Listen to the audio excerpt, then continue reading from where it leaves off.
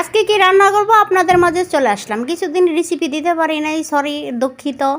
আমি একটু অসুস্থ থাকার কারণে রেসিপি দিতে পারি না। আজকে কি রান্না করছি চলেন মূল রেসিপিতে। এখানে প্রথমে তেল দিলাম আর কিছু পেঁয়াজ কুচি করে দিলাম, দেওয়ার পরে একটু নেড়ে ছেড়ে রান্না করছি।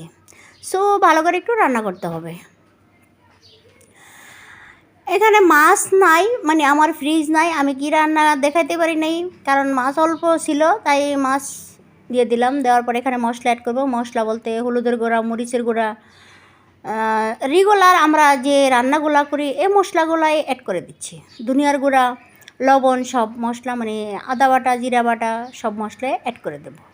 দেওয়ার পরে একটু নেড়ে ছেড়ে আবারও ফাইনালি একটু রান্না করছি। দেখেন এবার যে একটু লবণ অ্যাড করে দেবো। দেওয়ার পরে মাছটা ভালো করে কষে রান্না করতে হবে। এখানে মাছ ছিল মানে বলতে কাইক্কা মাছ ছিল। আমার বাসায় মাছ নাই, তরকারি নাই, কী রান্না করব চিন্তা ভাবনা করতে করতে তাই আপনাদের তো একটু রান্না খাওয়াতে হয়। তা আজকে কী রান্না করছি দেখেন, এরকম একটা রান্না মানে আমার বাসায় আমার খুব পছন্দ, জানি না কার পছন্দ। এই গরমের সিজনে এই খাবারটা অনেকটা এনজয় করে খাওয়া যায়। তাই আপনারা যদি ভালো লাগে রেসিপিটা বাসায় একবার ট্রাই করে দেখতে পারেন। আলুগুলো সিদ্ধ করে নিচ্ছিলাম, সিদ্ধ করে নেওয়ার পরে এরকম হাত দিয়ে মেখে নিচ্ছি। একটু ভাঙ্গো ভাঙ্গো টাইপের করে নিলাম আলুগুলো, দেখেন। আর এ সিজনে কোনো কিছুই খাওয়ার স্বাদ নাই, কোনো তরকারি বলতে খাওয়ার স্বাদ নাই। মিষ্টি কুমড়া ভাজি করছিলাম, কেউ খায় নাই। আর যা রান্না করি তাই কেউ কিছু খেতে চায় না, বুঝি নাই আমার মুখেই মজা নাই, নাকি স্বাদ নাই, নাকি বাচ্চাদেরও নাই, নাকি আমার দর্শক বিন্দুদেরও নাই, বুঝতে পারি না। আপুরা অথবা ভাইয়ারা একটু কমেন্টে জানায় যে এই সিজনে কী খেতে পছন্দ লাগে, কি খাবারটা ভালো লাগে।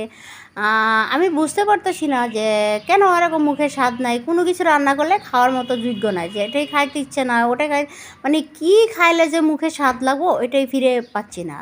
আমরা শীতের সময় যে সবজিগুলো পাই ওইগুলো তো মানে এক পাতিল দুই পাতিল রান্না করলেও খাওয়াটা মানে এনজয় করে খেতে পারি, কিন্তু এই সিজনে গরমের সিজনে মানে এই সিজনে কোনো তরকারি মানে বাজারে যে তরকারিগুলো দেখি এগুলো পছন্দ তো হয় না। এ পর্যায়ে কিছু আম দিয়ে দিলাম, কাঁচা আম, মানে টক টক হলে রান্নাটা মানে টক রান্না করলে গরমে কেমন হয়, আলু দিয়ে এরকম টক টক কিছু রান্না করতেছি।